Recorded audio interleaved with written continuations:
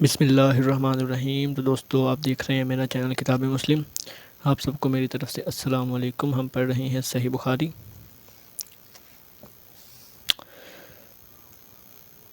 آج جو باب ہم شروع کر رہے ہیں وہ ہے جمعہ کے دن دونوں خطبوں کے بیچ میں بیٹھنا۔ پچھلا جو باب تھا اس کی جو حدیث تھی آپ نے پچھلی ویڈیوز میں دیکھی ہوگی۔ یہ ہے حدیث نمبر 928 سے ہم شروع کرتے ہیں۔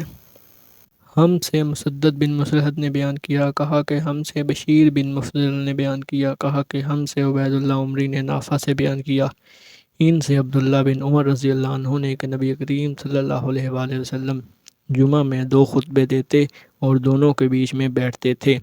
خطبہ جمعہ کے بیچ میں یہ بیٹھنا بھی مسنون طریقہ ہے۔ اگلی حدیث ہے، باب ہے جمعہ کے روز خطبہ کان لگا کر سننا۔ حدیث نمبر ہے 929۔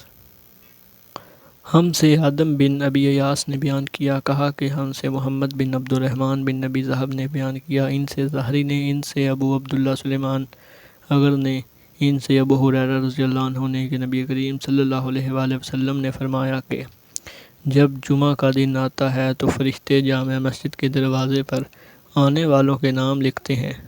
سب سے پہلے آنے والا اونٹ کی قربانی دینے والے کی طرح لکھا جاتا ہے، اس کے بعد آنے والا گائے کی قربانی دینے والے کی طرح، پھر مینڈے کی قربانی کا ثواب رہتا ہے، اس کے بعد مرغی کا، اس کے بعد انڈے کا۔